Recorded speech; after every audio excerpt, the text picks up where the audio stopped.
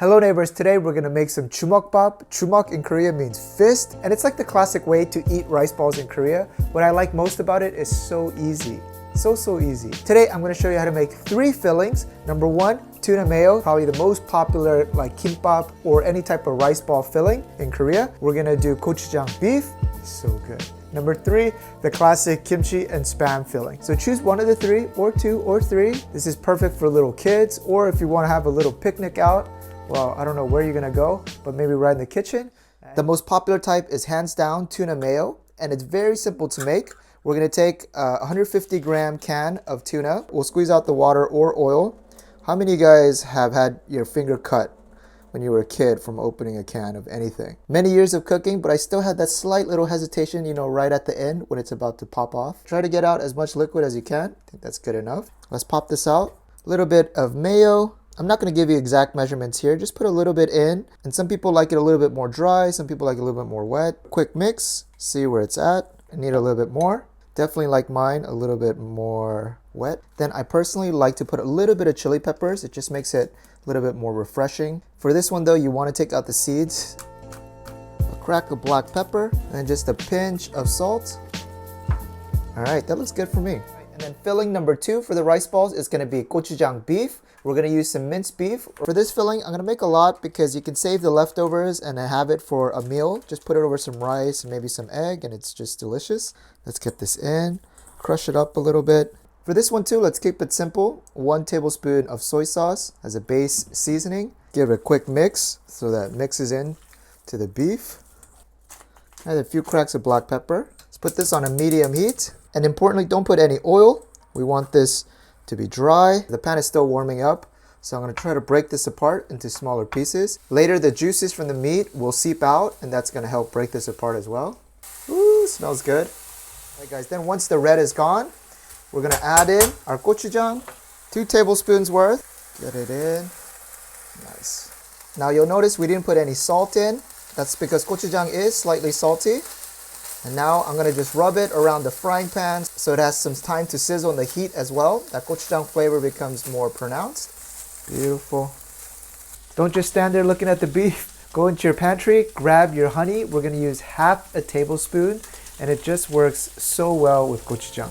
Give it a nice mix. Second filling, gochujang beef, finished. So simple. But so delicious, guys. And then of course our third one is going to be spam and kimchi filling. This kimchi my grandmother packed for me as I was leaving the countryside during a Korean Thanksgiving. But I just realized that yeah, she doesn't know how to spell my... As you can see, we've been slowly eating our way through this. Got kimchi juice everywhere. My grandma was complaining that the Korean pear was so expensive this season, so she went with apples. A little bit different tasting than usual, but you know what? Once you stir fry this, it all tastes good. Then either go with spam, bacon, or some sausage. Ini, mini, mani, mo, catch a tiger, spam. Just kidding. I think that will be good. Our spam in first. Let's get the spam a little bit crispy. Don't add in all the kimchi juice in now. Ooh, let the flavors come together. When it comes to kimchi fried anything, we need 3 things. The first, minced garlic. I would say like use 2 or 3 cloves. It's about a tablespoon. Then we need a little bit of sugar. Here I'm not giving exact measurements just because I don't know how much kimchi you're using. And then lastly, we're gonna add that gochugaru flakes. This is gonna give it a nice redder color. I'm gonna add a little bit more of the kimchi juice now and just give everything a stir fry. That's perfect. Stir-fried spam kimchi filling done. Beautiful. I'm gonna actually give it another chop because we're gonna stuff it into rice balls and we want it as small as possible. It's gonna make it a lot easier for us to fill later. All right, let's grab some rice.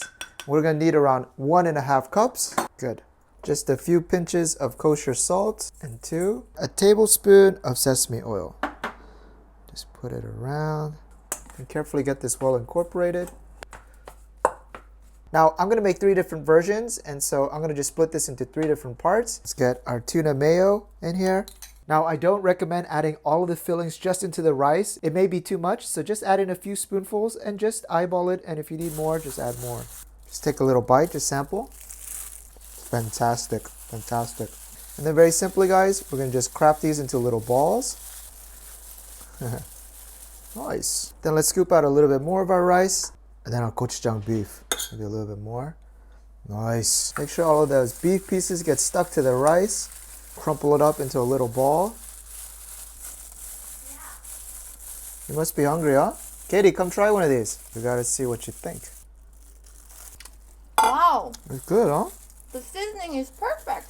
Alright, kimchi and spam time. Can you make it a little bit smaller? Smaller? It's already really small.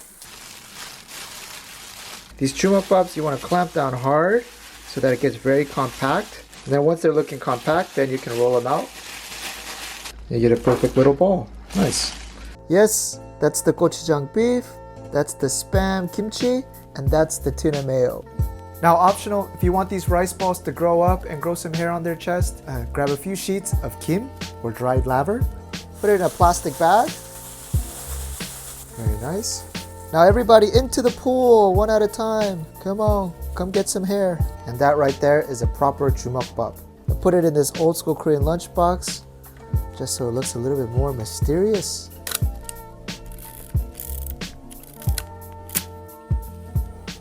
Now from experience, I'll tell you what tastes best with these Jumeok Bap. It's just simple old scrambled eggs. Don't make it fancy, keep it simple. Yes, yes, yes, yes. Just the way I like it. A little bit of salt and black pepper. Katie, come over here. I'm here. Take a seat, take a seat.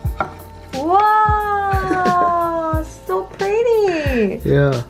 But why is this empty? I got a little hungry, I'm sorry. So this one is tuna mayo, gochujang beef. It's a mystery. And then this one is spam and kimchi. Okay, I'm gonna give it a try, the mysterious one. I told you to make it smaller. You know, we should go on a picnic with this 도시락 right now. What are we doing at home? With a perfectly made 도시락. Where should we go? What about 수원화성? Nope. I'm staying right here. Alright guys, fall weather is awesome, so we came up to Hwasong Haenggun. It's like it's a huge wall fortress in Gyeonggi-do, and it has a lot of the traditional architecture, and in fact it's been 600 years old. That's 6 generations. And it's changing colors. 우리도 지금 저렇게 방 속에 앉아서 고기 먹잖아. 예쁘다. I love the tapestry in the back. Yeah. Nice shot at the reeds. Got the. This is the west entrance. Doesn't matter. And then behind, we're protected by this hundreds of years old fortress. Ooh, they turn on the lights. Oh, and it's pink.